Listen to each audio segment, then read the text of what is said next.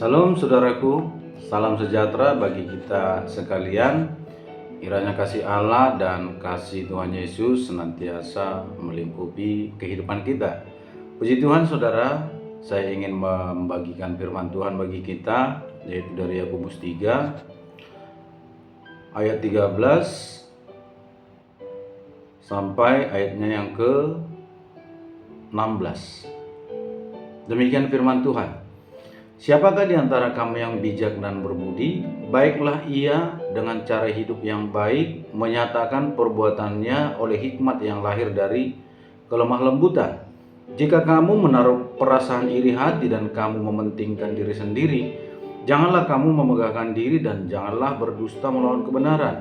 Itu bukanlah hikmat yang datang dari atas, tetapi dari dunia, dari nafsu manusia dan dari setan-setan. Sebab di mana ada iri hati dan mementingkan diri sendiri, di situ ada kekacauan dan segala macam perbuatan jahat. Ayat 17, tetapi hikmat yang dari atas adalah pertama-tama murni, selanjutnya pendamai, peramah, penurut, penuh belas kasihan dan buah-buah yang baik, tidak memihak dan tidak munafik. Saudaraku, di sini dikatakan ada hikmat dari atas, dari sorga, dan ada hikmat dari dunia. Hikmat dari atas itu adalah hikmat dengan kelemah lembutan, dan itu menuntun kepada kedamaian, menuntun kepada perdamaian, menuntun kepada belas kasihan, ya, dan menghasilkan buah-buah yang baik di dalam kehidupan, ya, perdamaian, ketenangan, tidak munafik. Tetapi kalau hikmat dunia ini itu bisa berisi tentang iri hati, tentang mementingkan diri sendiri. Itu hikmat dari dunia, hikmat dari manusia dan dari setan-setan. Jadi saudaraku, ketika manusia dilahirkan, manusia itu sudah punya hikmat. Makanya manusia adalah ciptaan yang sempurna di antara seluruh ciptaan. Memiliki akal budi, memiliki hikmat, kepintaran, kecerdasan. Tetapi ada level yang lebih tinggi lagi, yaitu hikmat dari atas. Dan itu diperoleh ketika manusia itu mengenal Allah. Ketika ada hubungan antara manusia dengan Allah, itu hikmat dari atas itu dikaruniakan. Seperti yang terjadi kepada Daniel ketika dia ada di Babel, di negara pembuangan, ya. Jadi Raja Nebukadnezar itu mengumpulkan orang-orang pintar, orang bijaksana, dan didapati Daniel ini yang cinta Tuhan, mengenal Allah yang benar, Allah yang Maha Kuasa, itu 10 kali lipat lebih berhikmat, lebih bijaksana daripada orang-orang bijaksana lainnya.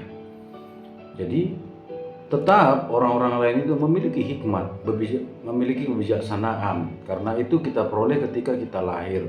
Tetapi ketika seseorang berhubungan dengan Tuhan, memiliki hubungan baik dengan Tuhan, disertai Tuhan, maka hikmat yang dari atas itu, hikmat Tuhan itu dikaruniakan kepadanya. Contohnya kalau orang Kristen kan ada kata hikmat marifat katanya. Dia tidak sebatas hikmat manusia, tetapi sudah intervensi dari sorga. Dia bisa mengetahui, Roh Kudus bisa memberitahu kepadanya hal-hal yang akan datang, hal-hal yang akan terjadi. Bahkan firman Tuhan mengatakan ketika kita berhadapan dengan penentang-penentang, maka Roh Kudus akan memberikan seketika itu juga jawaban yang terbaik yang bisa kita berikan. Iya. Jadi orang yang mencintai Tuhan, mengasihi Tuhan, itu dikaruniakan hikmat dari atas. Ya. Sama seperti talenta, saudaraku. Talenta itu kita peroleh ketika kita lahir.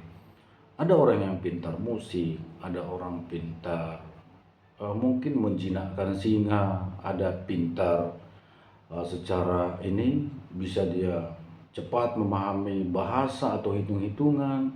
Itu talenta bernyanyi, talenta segala macam.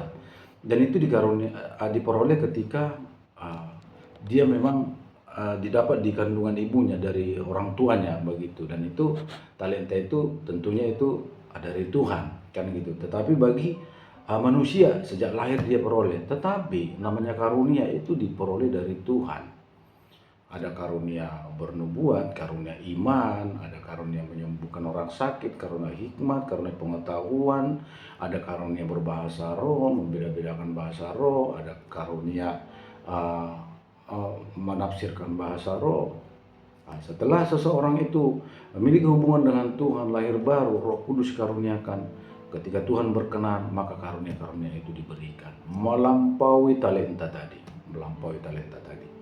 Jadi saudaraku, kembali ke Yakobus 3 ini, ada hikmat dari atas dan ada hikmat dari dunia ini. Kalau hikmat dari dunia ini itu bisa tercemar dengan iri hati dan mementingkan diri sendiri. Dan tadi sudah kita baca itu menghasilkan kekacauan, menghasilkan segala perbuatan jahat. Ya, ketika seseorang ada iri hati, ada mementingkan diri sendiri, hikmat manusia itu bisa muncul, tapi hikmat untuk menipu, memperdaya, mementingkan diri sendiri, mencuri, ya kan? Karena mencuri pun butuh hikmat.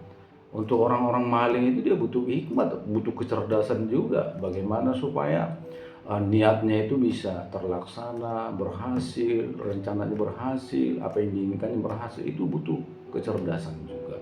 Bagaimana menyelamatkan diri, bagaimana secara cepat untuk tidak tertangkap, itu hikmat dari dunia ini, ya, kepentingan diri sendiri ada di situ, ya.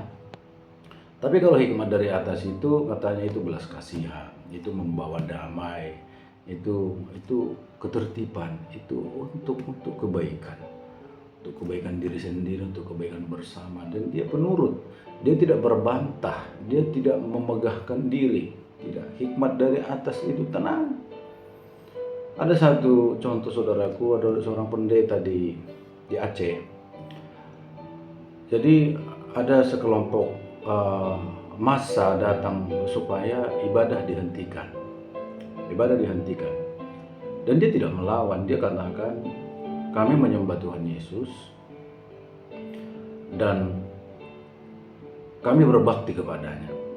Kami menyembah Tuhan Yesus. Tapi kalau Bapak melarang kami, berarti Bapak sama dengan menentang Tuhan Yesus. Berarti Bapak memerintahkan kami untuk bubar, tidak ibadah. Berarti Bapak harus berhadapan dengan Tuhan kami.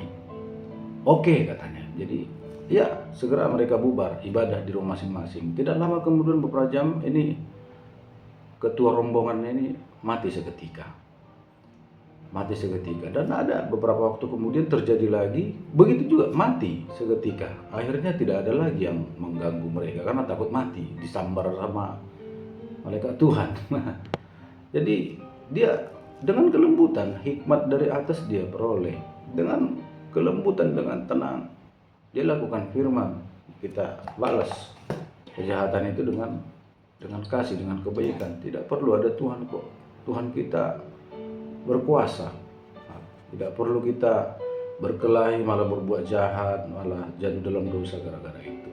Jadi hikmat dari atas itu pasti ada kelembutan, ada kedamaian, ada hal-hal yang indah kalau hikmat dari Tuhan itu, ya.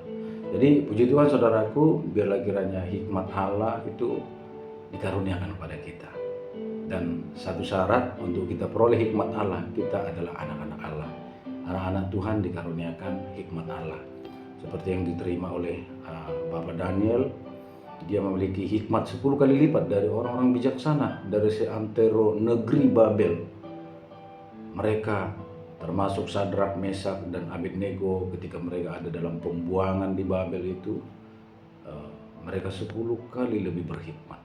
Jadi puji Tuhan saudaraku, firman Tuhan berkata, barang siapa kekurangan hikmat, mintalah dari atas, minta dari Tuhan. Tuhan berikan aku hikmat, tambah-tambahkan hikmat, tambah-tambahkan pengetahuan pengertianku untuk mengenal Engkau, untuk memahami kehidupan ini, dan boleh berjalan dalam hikmat dan karunia Allah. Puji Tuhan saudaraku, Tuhan Yesus memberkati.